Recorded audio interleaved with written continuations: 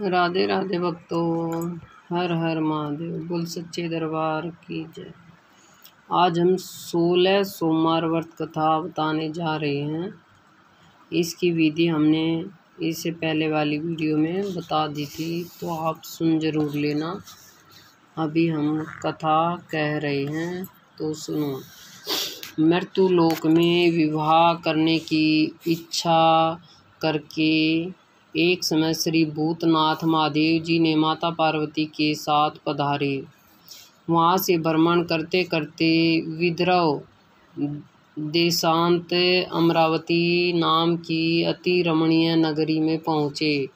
उसमें वहाँ के महाराज का बनाया हुआ अति रमणीय शिव जी का मंदिर था। उसमें भगवान शंकर भगवती पार्वती के साथ निवास करने लगे। एक समय माता पार्वती शिव जी से बोली, हे महाराज, आज तो हम तुम दोनों चोरस खेलेंगे। शिव जी ने प्राण प्रिय की बात को मान लिया और चोरस खेलने लगे। उस समय इस स्थान पर मंदिर का पुजारी ब्राह्मण मंदिर में पूजा करने को आया था।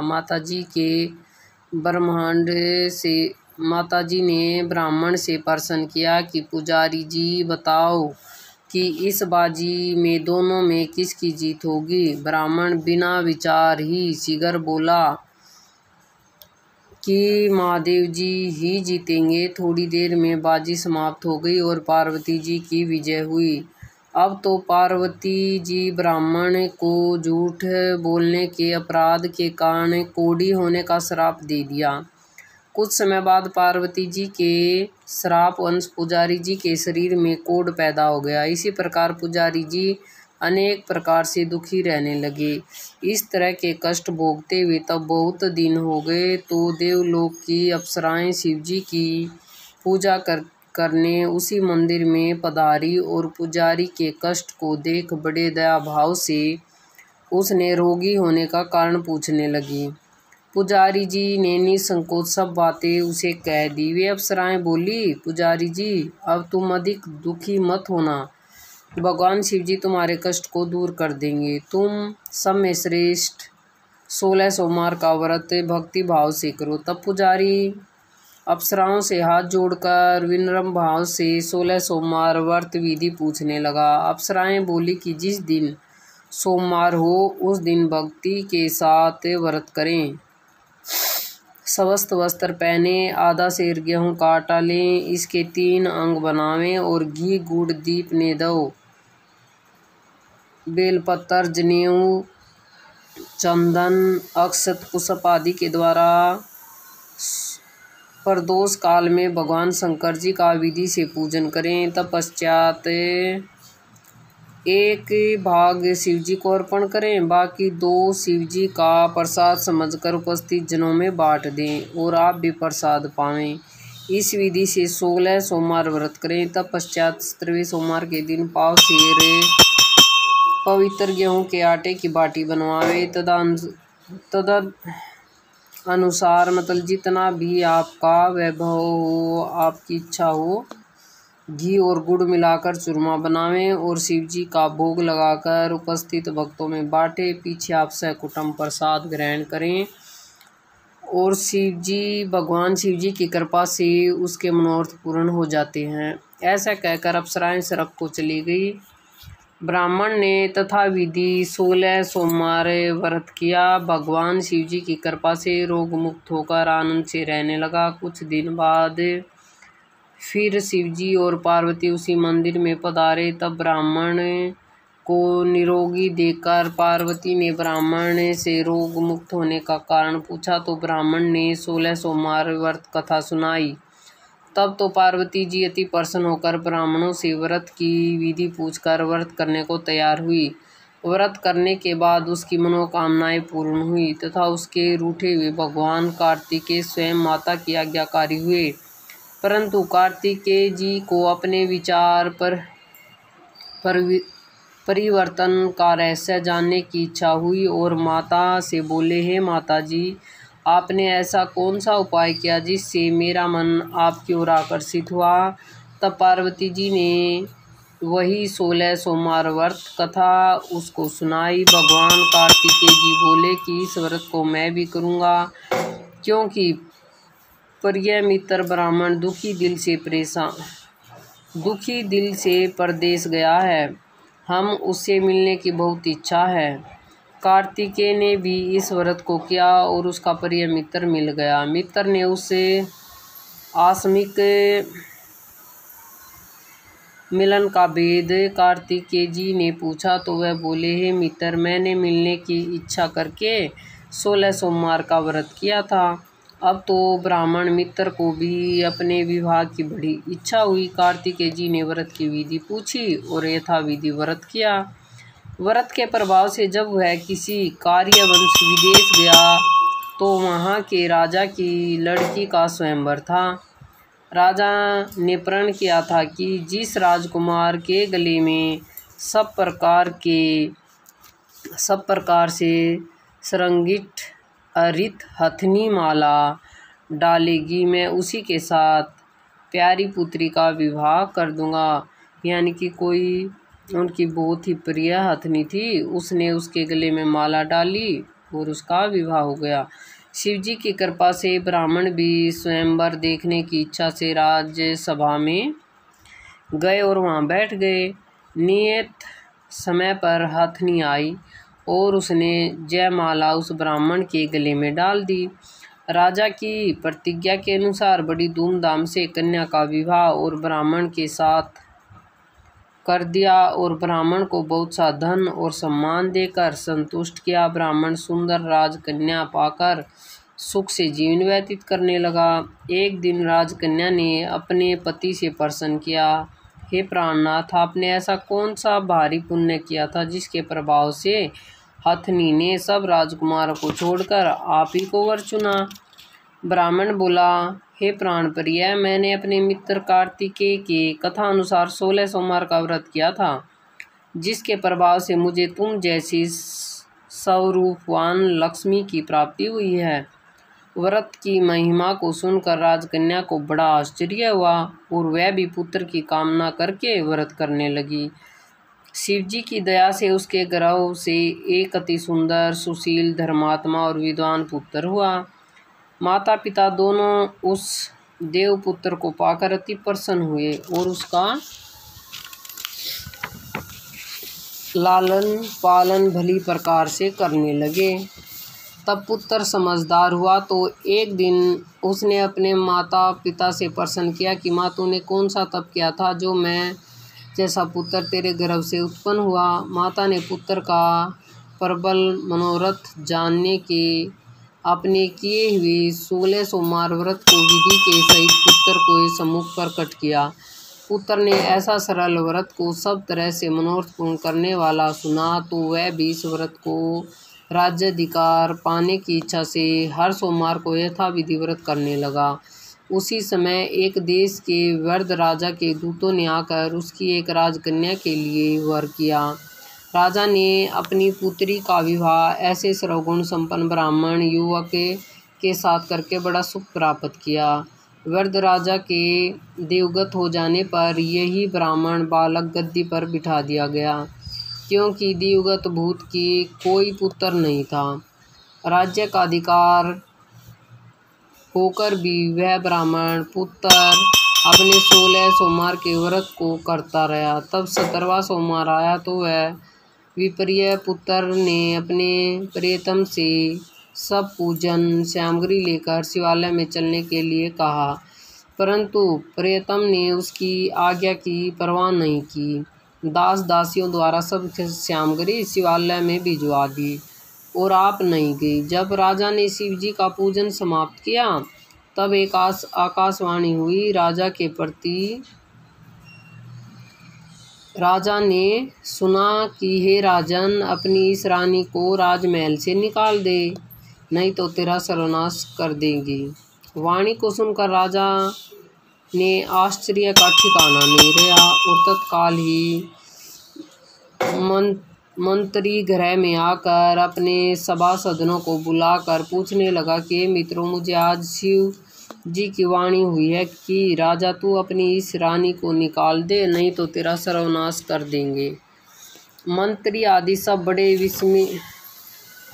विस्मय और दुख में डूब गए, क्योंकि जिस कन्या के साथ राज मिला है राजा उसी को निकालने का जाल रचता है, यह कैसे हो सकता है। अंत में राजा ने उसे यहाँ से निकाल दिया। रानी दुखी हृदय से भाग्य को कोसती हुई नगर के बाहर हुई। बिना पदयात्रा, फटे वस्त्र पहने, भूख से दुखी धीरे धीरे चलकर एक नगर में पहुंची। वहां एक बुढ़िया सूत काट कर बेचने को जाती थी। रानी की करुण दिशा देखकर बोली, चल तू मेरा सूत बिकवा दे। ऐसी बात बुढ़िया की सुन रानी बुढ़िया के सिर से सूत की गठरी उतार अपने सिर पर रखी। थोड़ी देर में आंधी आई और बुढ़िया का सूत उड़ाकर ले गई। बेचारी बुढ़िया पछताती रह गई कि रानी को अपने साथ से दूर रहने को कह दिया। अब रानी एक तेली के घर गई तो तेली के सब मटके शिवजी के प्रकोप के कारण चटक गए। ऐसी दिशा देखते तेली ने रानी को अपने घर से निकाल दिया। इसी प्रकार रानी अत्यंत दुख पाती हुई सरिता नदी के तट पर गई तो वहाँ सरिता नदी का समस्त जल सूख गया। तत्पश्चात रानी एक वन में गई। वहाँ जाकर सरोवर में सीढ़ियों से उतर पानी पीने को गई थी। उसके हाथ से जल स्पर्श होते ही सरोवर में कीड़े पड़ गए, यानी कि वो पानी बहुत ही गंदा हो गया। रानी ने भाग्य पर दोषारोपण करते हुए उस जल को पी लिया और पेड़ की शीतल छाया में विश्राम करना चाहा। वह रानी जिस पेड़ के नीचे जाती उसी पेड़ के पत्ते तत्काल ही गिरने गए। वन सरोवर जल की ऐसी दिशा देखकर गौ चराते ग्वालों ने अपने गोसाई जी से, जो उस जंगल में स्थित मंदिर में पुजारी थे, कही। गोसाई जी के आदेश अनुसार ग्वाले रानी को पकड़कर गोसाई जी के पास ले गए। रानी के मुख कांति और शरीर शोभा को देखकर गोसाई जान गए कि यह अवश्य ही कोई विधि की गति की मारी कोई कुलीन अबला है। पुजारी जी ने रानी से कहा कि हे पुत्री, तुम मेरे आश्रम में ही रहो, मैं तुमको किसी प्रकार का कष्ट नहीं होने दूंगा। गोसाई के ऐसे वचन सुन रानी को धीरज हुआ और आश्रम में रहने लगी, परंतु आश्रम में रानी जो भोजन बनाती उसी में कीड़े पड़ जाते, जल भर के लावे उसमें कीड़े पड़ जावें। अब तो गोसाई जी भी दुखी हुए और रानी से बोले कि बेटी, तेरे पर कौन से देवता का कोप है जिससे तेरी ऐसी दिशा हो रही है। पुजारी जी की यह बात सुनकर रानी ने शिव जी की पूजा करने न जाने की कथा सुनाई तो पुजारी जी ने शिव जी महाराज की अनेक प्रकार से स्तुति करते हुए रानी के प्रति बोले कि पुत्री, तुम सब मनोरथ को पूर्ण करने वाले 16 सोमवार व्रत को करो, इसके प्रभाव से अपने कष्ट से मुक्त हो जाओगी। गोसाई जी की बात सुनकर रानी ने 16 सोमवार व्रत को विधिवत संपन्न किया और 17वें सोमवार को पूजा के प्रभाव से राजा के हृदय में विचार उत्पन्न हुआ कि रानी को गए बहुत समय व्यतीत हो गया है, न जाने कहाँ कहाँ से भटकती होगी, ढूंढना चाहा। यह सोच रानी को तलाश करके चारों दिशाओं में दूत भेजे। वे तलाश करते हुए पुजारी जी के आश्रम में रानी को पाकर पुजारी जी से रानी को मांगने लगे, परंतु पुजारी जी ने उसे मना कर दिया तो दूत चुपचाप लौटे और आकर महाराज के सम्मुख रानी का पता बतलाने लगे। रानी का पता पाकर राजा स्वयं पुजारी जी के आश्रम में गए और पुजारी जी से प्रार्थना करने लगे कि हे महाराज, जो देवी आपके आश्रम में रहती है वह मेरी पत्नी है। शिव जी के कोप से मैंने उसके त्याग कर दिया था, अब इस पर से शिव का प्रकोप शांत हो गया है, इसलिए मैं इसे लेने आया हूँ। आप इसे मेरे साथ चलने की आज्ञा दीजिए। गोसाई जी ने राजा के वचन को सत्य समझकर रानी को राजा के साथ जाने की आज्ञा दे दी। गोसाई जी की आज्ञा पाकर रानी प्रसन्न होकर राजा के महल में गई। नगर में अनेक प्रकार के बाजे बजने लगे। नगर निवासियों ने नगर के दरवाजे पर तोरण बंधन वारों से विदित विधि से नगर सजाया। घर घर में मंगल गान होने लगा। पंडितों ने विधि वेद मंत्रों का उच्चारण करके अपनी राज रानी का आह्वान किया। ऐसी अवस्था में रानी ने पुनः अपनी राजधानी में प्रवेश किया। महाराज ने अनेक तरह से ब्राह्मणों को दान आदि देकर संतुष्ट किया। याचकों को धन धान्य दिया। नगर में स्थान स्थान पर सदाव्रत खुलवाए जहाँ भूखों को खाने को मिलता था। इसी प्रकार से राजा शिवजी की कृपा का पात्र हो राजधानी में रानी के साथ अनेक तरह के सुखों को भोग करते सोमवार व्रत करने लगे। विधित शिव पूजन करते हुए लोक में अनेक सुखों को भोगने के पश्चात शिवपुरी को पधारे। ऐसे ही जो मनुष्य मनसा वाचा कर्म द्वारा भक्ति सहित सोमवार का व्रत पूजन इत्यादि विधित करते हैं वह इस लोक में सम्मुख सुखों को भोग कर अंत में शिवपुरी को प्राप्त होते हैं। यह व्रत सब मनोरथों को पूर्ण करने वाला। बोलो हर हर महादेव। बोल सच्चे दरबार की जय। अभी हम शिव आरती करेंगे। जय शिव ओकार जय शिव ओकार ब्रह्मा विष्णु सदा शिव अर्धांगिनी धारा। जय शिव ओकार जय शिव ओकार एकानन चतुरानन पंचानन राजे हंसानन गरुडासन वर्ष वाहन साजे। जय शिव ओकार जय शिव ओकार। दो भुज चार चतुर्भुज 10 भुज अति सोहे तीनों रूप निखरते त्रिभुवन जन्मोहे। जय शिव ओकार भज जय शिव ओकार। अक्षमाला वनमाला मुंडमाला धारी त्रिपुरारी कसारी वरमाला धारी। जय शिव ओकार भज जय शिव ओकार। श्वेतांबर पीतांबर बागांबर अंगे सनकादिक ब्रह्मादिक भूतातिंग संगे। जय शिव ओकार भज जय शिव ओकार। कर में श्रेष्ठ कमंडल चक्कर त्रिशूल धरता जग करता जग हरता जग पालन है करता। जय शिव ओकार भज जय शिव ओकार। ब्रह्मा विष्णु सदा शिव जानत अविवेक परवण अक्षर के मध्यम ये तीनों एका। जय शिव ओकार भज जय शिव ओकार। त्रिगुण स्वामी जी की आरती जो कोई नर गावे कहत शिवानंद स्वामी सुख संपत्ति पावे। जय शिव ओकार ब्रह्मा जय शिव ओकार। बोलो सच्चे दरबार की जय। हर हर महादेव हर हर महादेव। ओम नमः शिवाय ओम नमः शिवाय। अगली वीडियो में भक्तों फिर मिलेंगे, तब तक के लिए नमस्कार।